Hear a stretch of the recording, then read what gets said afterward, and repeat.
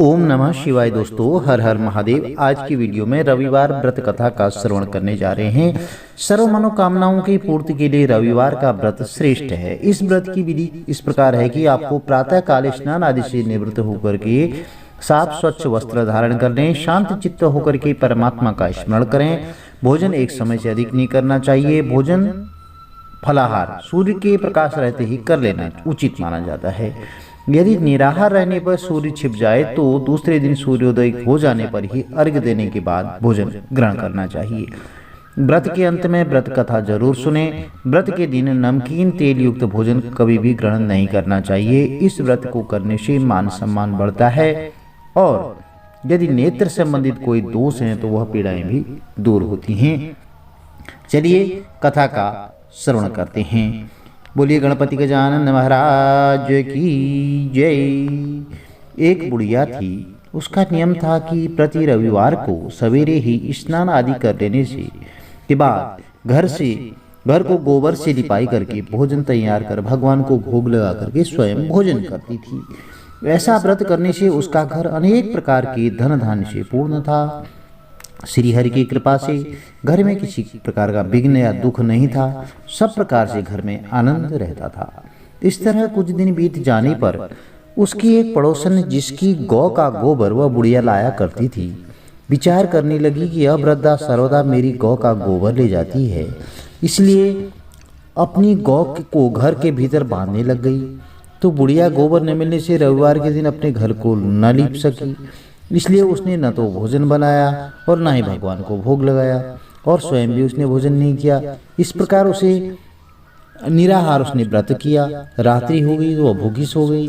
रात्रि में भगवान ने उसे स्वप्न दिया और भोजन न बनाने का और भोग न लगाने का कारण पूछा तो वृद्धा ने गोबर न मिलने के कारण सुनाया। तब भगवान ने कहा कि माता, हम तुमको ऐसी गौ देते हैं जिससे सभी इच्छाएं पूर्ण होती हैं, क्योंकि तुम हमेशा रविवार को गौ के गोबर से लीप करके भोजन बना करके मेरा भोग लगाकर खुद भोजन करती हो। इससे मैं खुश होकर के तुमको वरदान देता हूँ। निर्धन को धन और बांझ स्त्रियों को पुत्र देकर दुखों को दूर करता हूँ। अंत समय में मोक्ष देता हूँ। तो स्वप्न में ऐसा वरदान देकर के भगवान तो अंतर्ध्यान हो गई और जब वृद्धा की आंख खुली तो वह देखती है कि आंगन में एक अति सुंदर गौ बछड़ा बंधे हुए है। वह गाय और बछड़े को देखकर अति प्रसन्न हुई और उसको घर के बाहर बांध दिया, वहीं खाने को चारा डाल दिया। तो जब उसकी पड़ोसन बुढ़िया ने घर के बाहर एक अति सुंदर गौ और बछड़े को देखा तो द्वेष के कारण उसका हृदय जल उठा। उसने देखा कि गाय ने सोने का गोबर दिया है और वह उस गोबर को लेकर गई, अपनी गाय का गोबर उसकी जगह पर रख गई। वह नित्य प्रति ऐसा ही करती रही और सीधी सादी बुढ़िया को इसकी खबर नहीं होने दी। तब सर्वव्यापी ईश्वर ने सोचा कि चालाक पड़ोसन के कर्म से बुढ़िया ठगी जा रही है। तो ईश्वर ने संध्या के समय अपनी माया से बड़े जोर की आंधी चला दी। बुढ़िया ने अंधेरे के भय से अपनी गौ को भीतर बांध लिया। प्रातःकाल जब वृद्धा ने देखा कि गौ ने सोने का गोबर दिया है तो उसके आश्चर्य की सीमा न रही और वह प्रतिदिन गौ को घर के भीतर बांधने लगी। और उधर पड़ोसन ने देखा कि बुढ़िया गौ को घर के भीतर बांधने लगी है और उसका सोने का गोबर उठाने का दांव नहीं चलता, तो वह ईर्ष्या और डाह से जल उठी। और कुछ उपाय न दे करके पड़ोसन ने उस देश के राजा की सभा में जाकर कहा, महाराज, मेरे पड़ोस में एक वृद्धा के पास एक गौ है जो आप जैसे राजाओं के ही योग्य है। वह नित्य सोने का गोबर देती है। आप उस सोने से प्रजा का पालन करिए। वह वृद्धा इतने सोने का क्या करेगी? तो राजा ने यह बात सुनकर के अपने दूतों को वृद्धा के घर से गौ लाने की आज्ञा दी।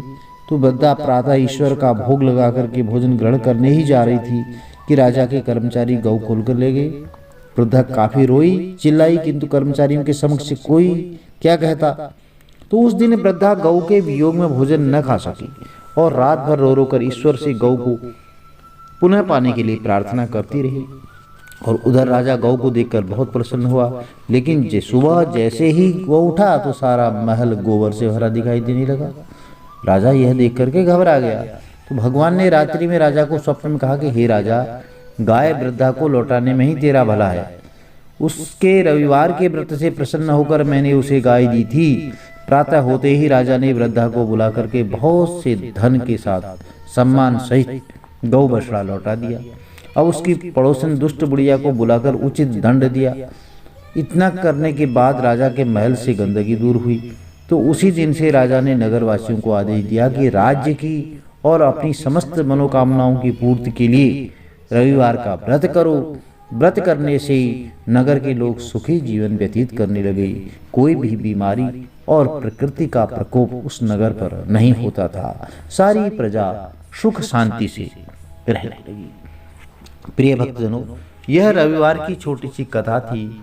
यदि कथा आपको अच्छी लगी तो चैनल को लाइक कीजिए, शेयर कीजिए, सब्सक्राइब कीजिए, साथ में बेल आइकन अवश्य प्रेस कर दीजिए, जिससे कि आने वाली नई कथाओं की नोटिफिकेशन आपको ठीक समय पर मिलती रहे। भगवान भोलेनाथ और गणपति गजानन महाराज आप सबकी मनोकामनाएं पूर्ण करें। हर हर महादेव। जय माता दी। आपका दिन शुभ हो।